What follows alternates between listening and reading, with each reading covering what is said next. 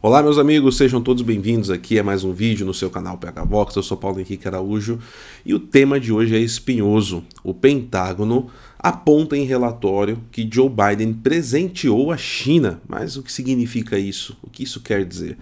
A gente vai desatar aí esse novelo de lã e trazer muito contexto hoje. Preparem a pipoca.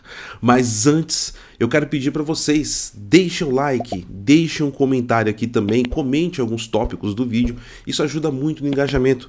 Nós estamos mudando um pouco aqui a estrutura do canal, continuamos com algumas lives, estamos com vídeos gravados agora também, com drops, então é importante que vocês interajam, encaminhem para mais pessoas para que o YouTube entenda essa mudança, né, aqui no algoritmo do canal e a gente consiga sempre trazer mais informações para cada vez mais pessoas. Posso contar com a ajuda de vocês, tá? Lembrando, né, para se inscrever, curtir também e ativar o sininho, isso é muito importante.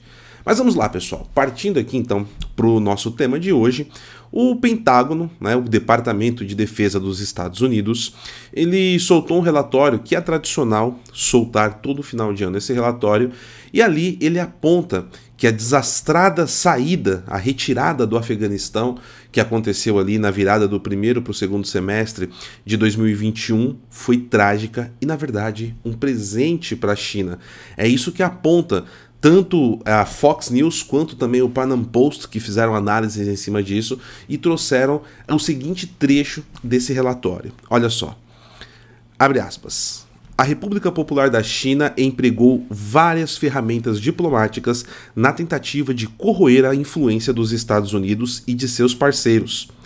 E aqui, o relatório também destaca o papel da retirada dos Estados Unidos do Afeganistão no discurso chinês. E pessoal, por que isso é grave? E por que isso tem tanta ligação com o que está acontecendo hoje, esse caos no mundo inteiro, além das questões envolvendo a pandemia e tudo mais? A gente precisa voltar aqui no ano de 2020 rapidamente, logo no período eleitoral. Donald Trump estava sempre apontando que Joe Biden ele não iria combater a China, ele era o candidato da China.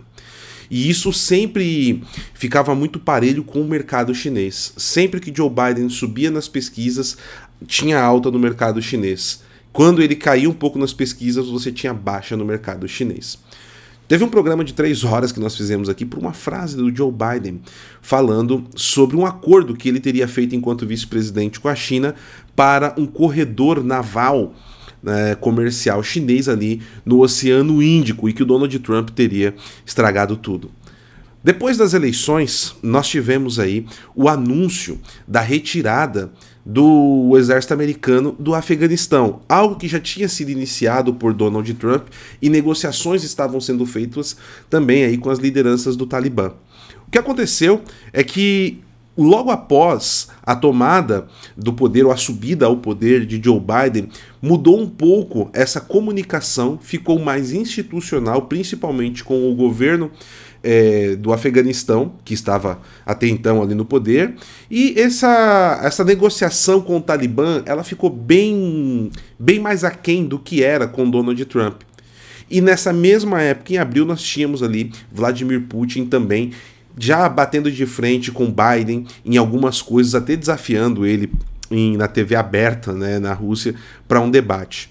E o que aconteceu é que, nesse período, a gente precisa pegar ali que em maio, o Talibã estava completamente hostil quanto à China. A China estava tentando fazer uma aproximação com o Talibã em maio de 2021 e não estava conseguindo. Inclusive, o Talibã chegou a soltar informes ameaçando os chineses. Eis que entra uma pessoa no jogo, Vladimir Putin. E Putin, ele convoca uma comitiva do Talibã para ir ao Kremlin. Eles são recebidos como chefes de Estado, lembrando que nessa época, em maio de 2021, nós tínhamos um governo ainda no Afeganistão. Tá? O Talibã não tinha tomado o poder e o Putin os recebe como se eles fossem o chefe de Estado já do Afeganistão. E quando essa comitiva volta, eles vão 2 vezes no Kremlin, eles começam a mudar o discurso.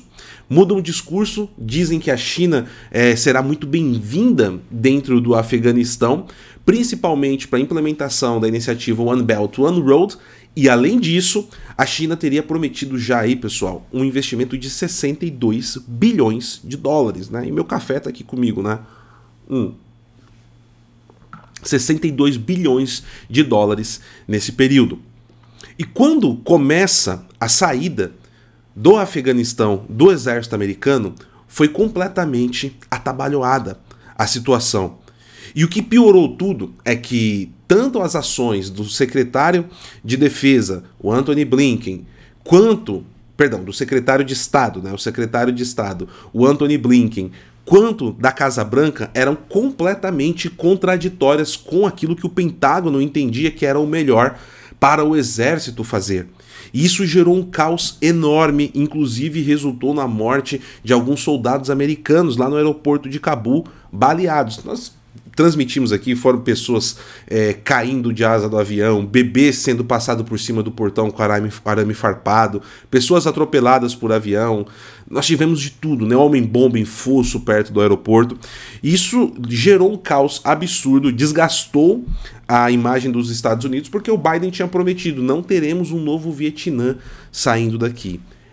E aqui, pessoal, é o ponto que o relatório aponta com muita incisão do Pentágono. A China se aproveitou disso com tudo para dizer o quê? Olha, os Estados Unidos não é um parceiro confiável, ele não pode te proteger. Os primeiros países que a China já começou a assediar foi a Indonésia e as Filipinas na época, e que são parceiros históricos, principalmente as Filipinas, dos Estados Unidos. Taiwan entrou num modo de tensão enorme.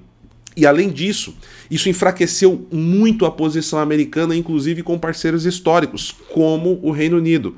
Porque o Joe Biden ficou 36 horas, inimagináveis 36 horas, sem atender telefonemas do Boris Johnson.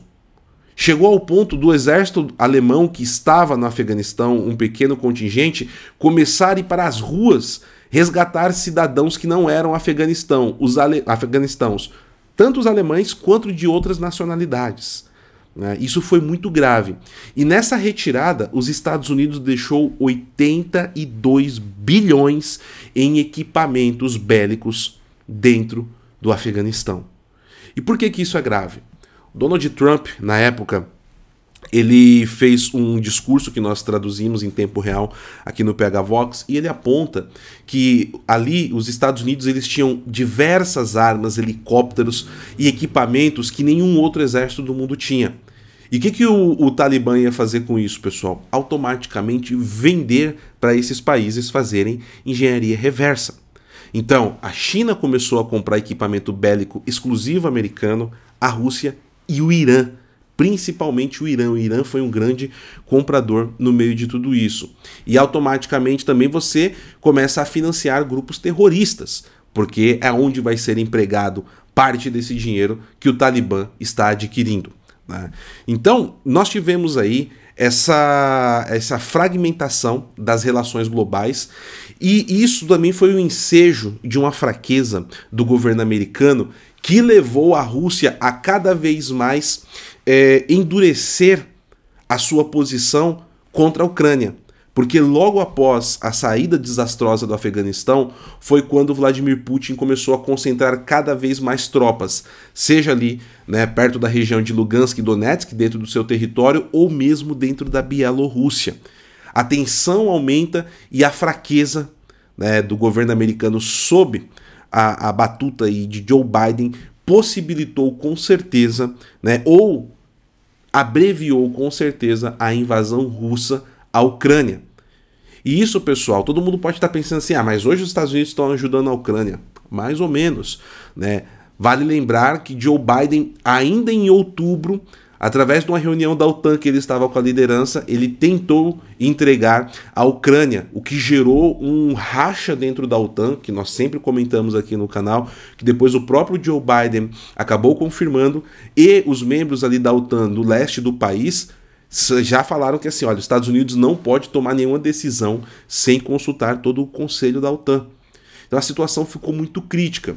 E nos primeiros 3 dias, quase nada foi feito pelos Estados Unidos, pela França e pela Alemanha. chegando ao cúmulo do Joe Biden oferecer um helicóptero de fuga para o Zelensky no momento da invasão, né, que ficou dentro do país e está resistindo já a 9 meses de guerra. E para finalizar, pessoal, esse relatório também ele aponta um outro fato muito importante, que a China estaria já com um avanço de produção de equipamento bélico e preparação do exército maior e melhor que os Estados Unidos, e que a expectativa é que eles estejam aí com até 1.500 ogivas nucleares até o ano de 2035. Você gostaria de saber um pouquinho mais sobre esse tópico aqui especificamente? Diz aí nos comentários, né? Se vocês, né, estiverem afim, eu posso produzir também um vídeo falando um pouco mais sobre essa parte do relatório que fala sobre o poderio militar chinês em comparação ao americano. Bom, pessoal, é isso.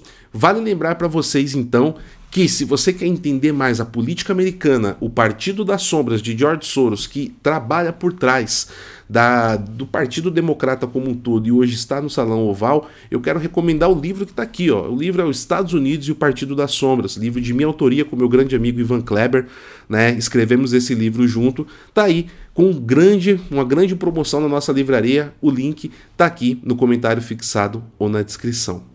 E eu quero terminar aqui o programa, como sempre termino todos, lembrando e exortando a estarem de joelho no chão, Santo Terço, sempre à mão, fé e oração, meus amigos. Mantenhamos-nos firmes e sempre com o pensamento em Nosso Senhor.